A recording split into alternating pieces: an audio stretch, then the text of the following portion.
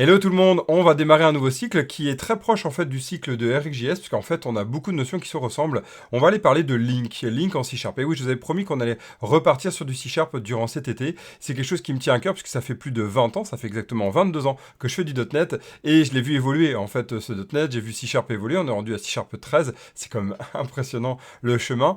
Et ce langage, il paraît très vieux, à déboussiérer et en fait il y a plein de choses qui sont vieilles mais qui sont jeunes. C'est-à-dire que en gros on les utilise encore aujourd'hui et elles sont vraiment très pratique. Un des points qui est vraiment clé, c'est par là que je vais commencer à redécouvrir C# avec vous, eh bien c'est toute la partie link. La partie link, c'est quelque chose, donc des queries, qu'on va apprendre à faire du côté collection d'objets en mémoire. On va aller voir ça à travers tout ce cycle-là, on va redécouvrir toute la partie link, on va découvrir comment requête, les différentes façons de requêter. On va parler en fait des requêtes en entité mémoire et des requêtes en entité base de données, c'est-à-dire avec par exemple Entity Framework Core. Mais ça c'est beaucoup plus tard. On va aller travailler d'abord en mémoire. On va parler de comment on doit penser link et à quel moment en fait les requêtes sont exécutées.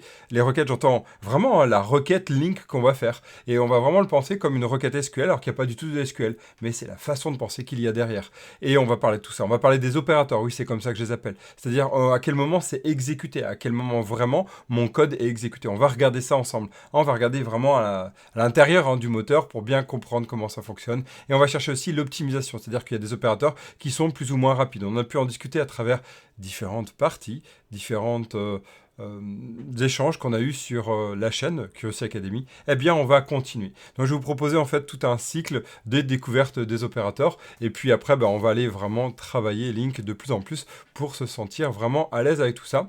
On va démarrer donc tout de suite maintenant. Vous voyez avec un nouveau projet, Discover and Masterize Link. Et c'est parti, on démarre. Donc, vous retrouverez ce projet sur GitHub, sur la partie Curiosity Academy. On va se mettre en .NET 8.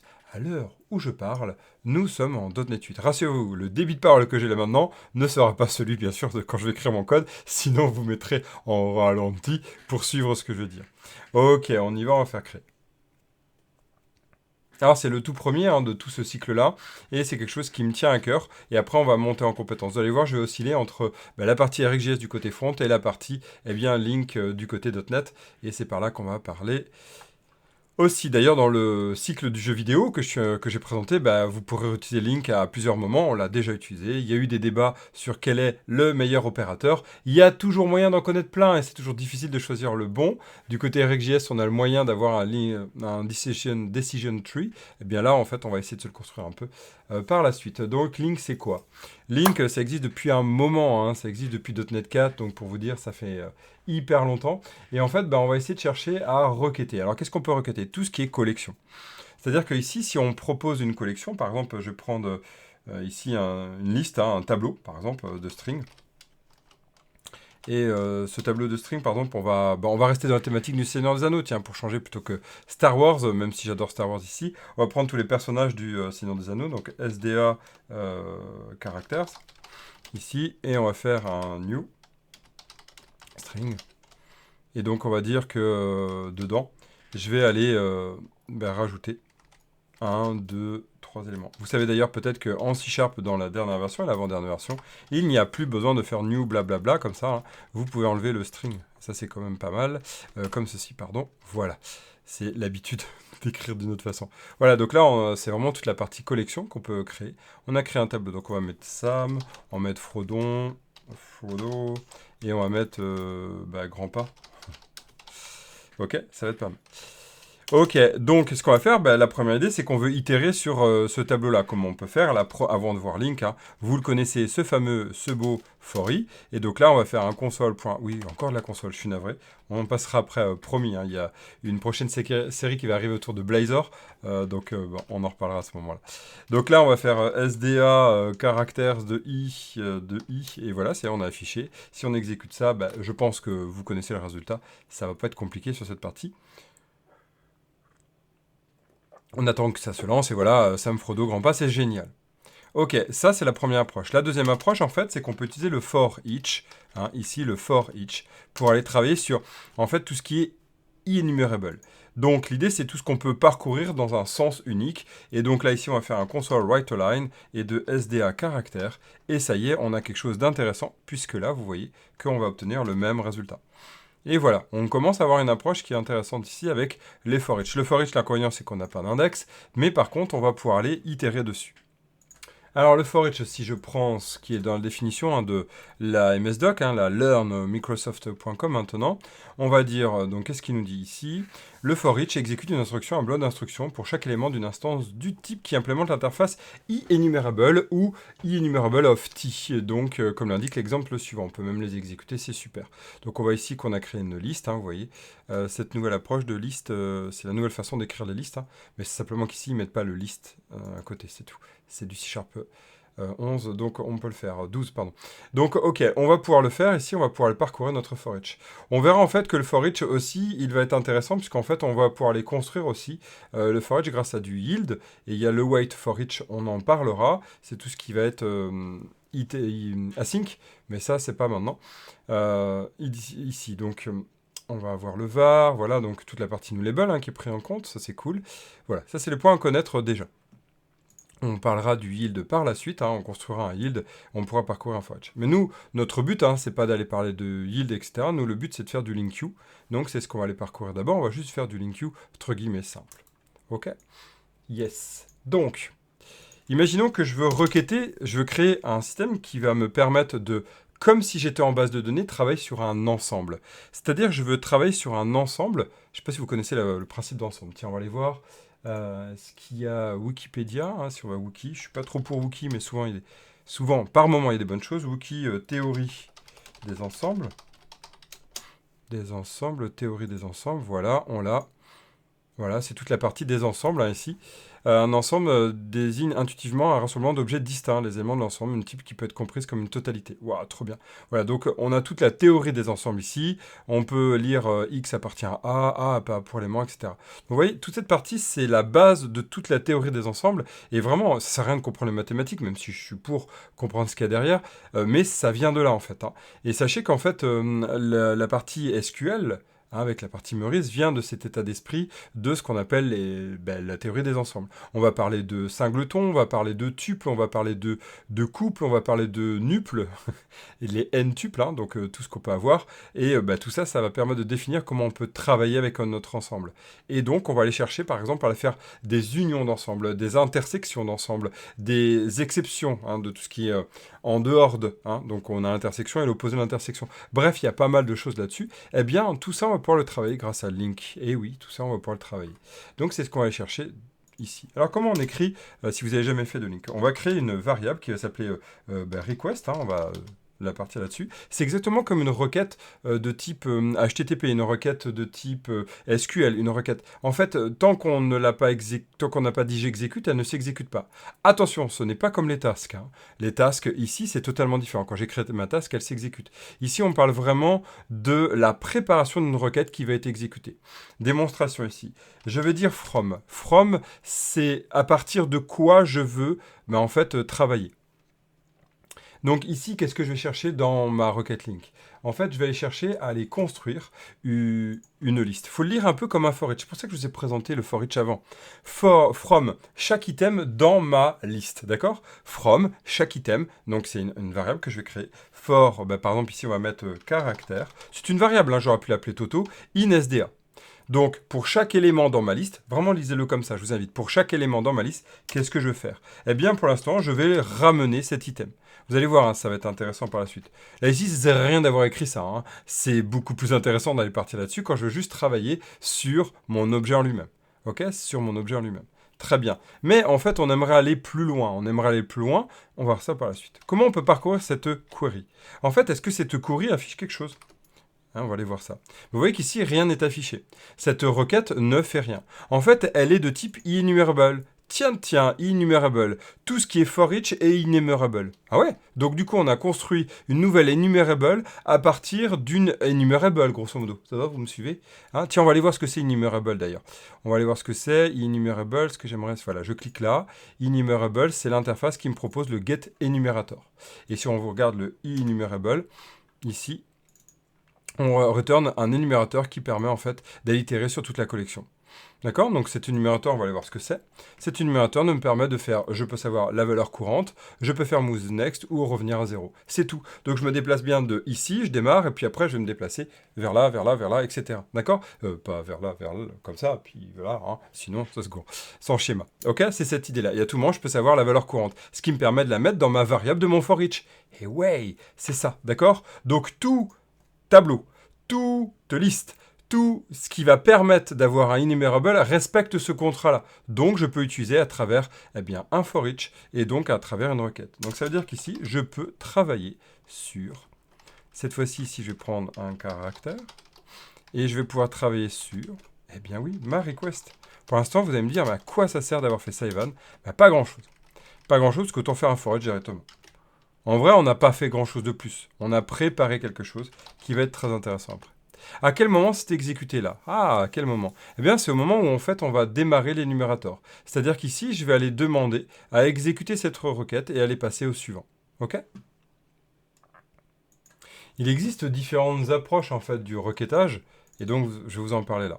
En fait, il y a différentes possibilités, hein, on va les voir. Il y a donc le requêtage, l'exécution qu'on dit immédiate. Celle-ci, vous allez voir, elle va être intéressante pour certaines parties. On va voir toute la partie différée, ici, d'exécution. On est un peu sur la théorie. Donc, on l'appelle différé ou reporté. D'accord? Reporté. C'est le cas exactement du for each. Donc, actuellement, quand je fais un for each, ça va être le cas. Là, ici, par exemple, dans l'immédiat, on ira le voir après, il existe par exemple le count. Le count va permettre d'exécuter ma valeur directement. Vous allez voir, ça va être aussi quand je vais récupérer ma liste, etc. En fait, c'est un résultat unique, et donc à partir de là, ces opérateurs-là vont être immédiats. À ce moment-là, je récupère tout le contenu. D'accord? Alors que différer, reporter, c'est vraiment un comportement qui est différent. On a dans le différé, en fait, deux types, hein, ici, qui vont être plus précis. On a la diffusion en continu, qui va être intéressante ici, donc en continu. Et donc, on a le non-streaming. Cette partie-là, en fait, c'est de la théorie. Je dis c'est toujours pratique pour se la péter en soirée geek, mais c'est sympa à comprendre ce qui va se passer. C'est quoi le non-streaming? Ici, on-streaming. En fait, non-streaming, pas on-streaming. Non-streaming. Voilà.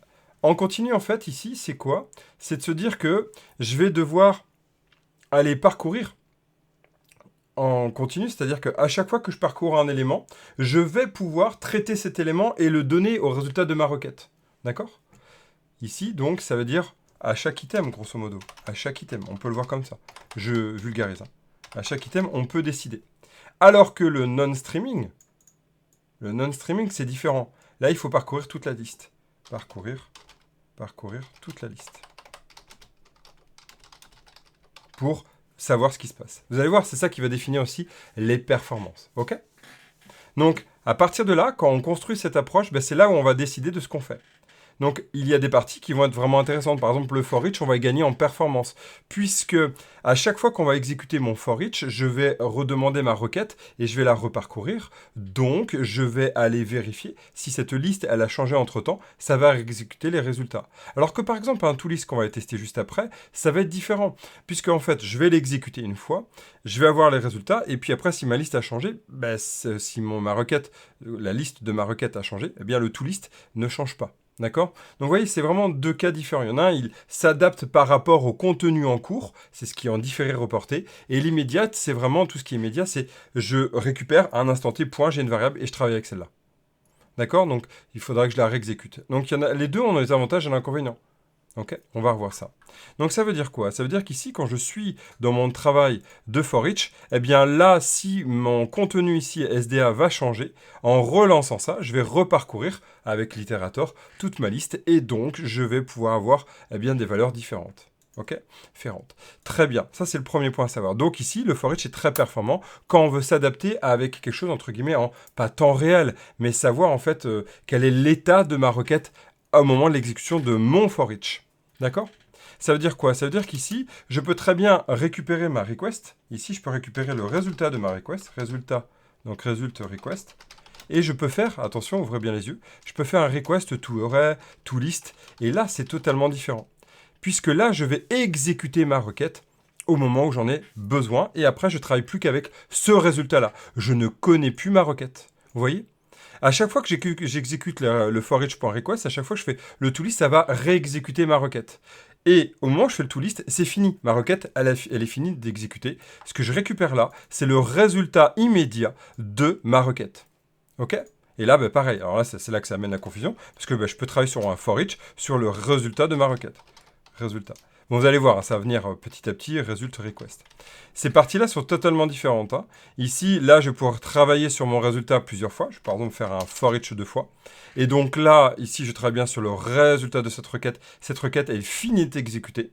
Ok, si on a 1 million de lignes, eh bien, au moins, je peux traiter sur le résultat de ma requête après le travail pour récupérer peut-être 2 éléments. Alors que là, ici, je suis obligé de réexécuter la requête. Et si je refais ça, eh bien, je retravaille sur ma requête pour la réexécuter. Donc, d'un moment, ça peut être plus performant, de l'autre, ça va être vraiment au cas par cas, selon nos besoins et selon si après on est connecté à une base de données, etc. Ok? Donc voilà, ça c'est le premier point à connaître. Bon, bref, je vous ai peut-être embrouillé sur ça. On va rester sur tout ça, on va le mettre en pause. Hein, on met ça en pause, comme ça.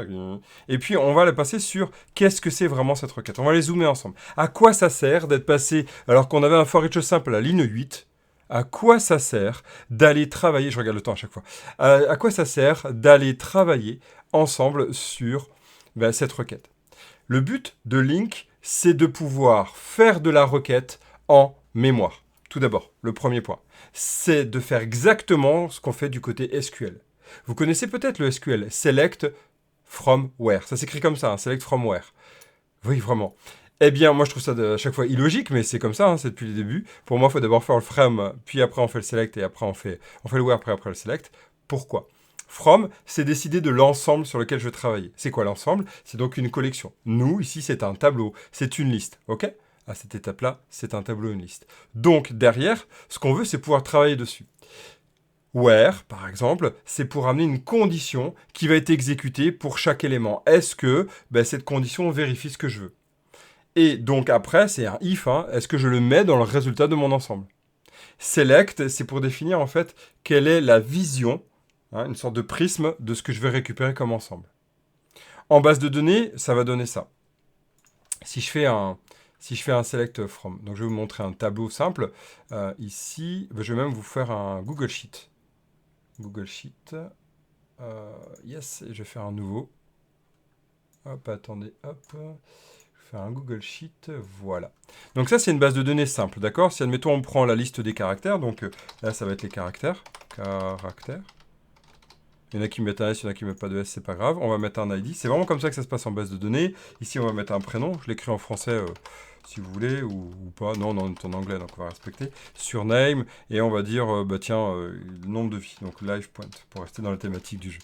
Très bien. Ça, c'est si vous suivez le cycle autour du jeu vidéo. Super.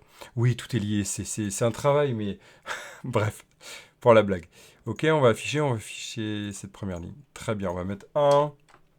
On va mettre, on va mettre aussi une arme. Avec, ça, on en parlera après. Ok. Donc ça, vous laissez de côté, d'accord ? On verra après. Donc ici, on va mettre Frodo. Ça, c'est vraiment ce qui se passe en base de données, hein, j'entends vraiment. Mais c'est vraiment le même concept pour vous aider. Ok ?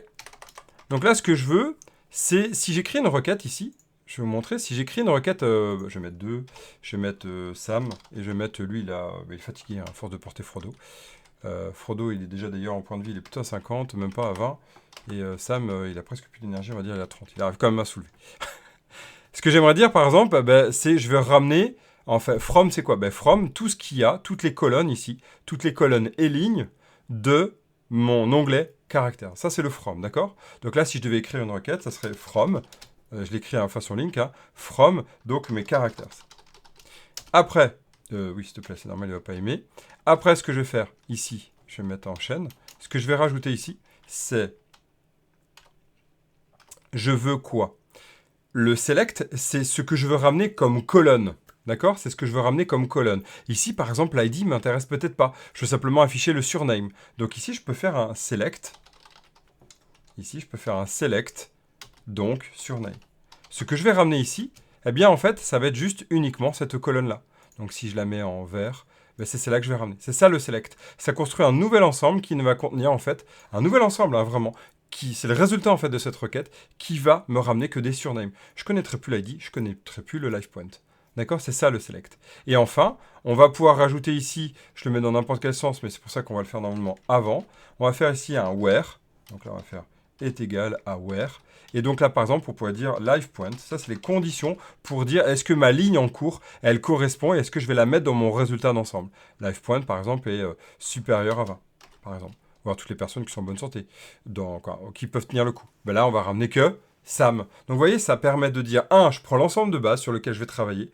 2, dans cet ensemble, je vais aller regarder pour chaque élément si on vérifie ma condition. Et après, pour cet élément qui contient les 3 colonnes, je vais ramener ici un nouvel ensemble. Je vais le construire en ne mettant que surname. C'est ça le select, hein, c'est ça SQL. D'accord? Ok? Ça va? Donc c'est cette idée-là. Très bien. Donc là, si on en revient à nos moutons, eh bien, ça va être le même principe ici. From, c'est l'ensemble sur lequel je suis intéressé. Ici, select, c'est l'objet que je veux ramener. Vous allez voir qu'on pourra travailler des nouveaux objets. Et ici, on va pouvoir mettre des conditions pour dire, OK, pour chaque élément, donc pour mon caractère en cours, je peux dire que mon caractère, ici, avec, du coup, qu'est-ce qu'il y avait d'autre? Avec mon caractère, pardon, je veux dire qu'il faut qu'il y ait une longueur qui soit supérieure à 2. Admettons, longueur qui soit supérieure à 1, 2, 3. Tiens, supérieure à 3. Comme ça, on ne récupérera pas ça. OK?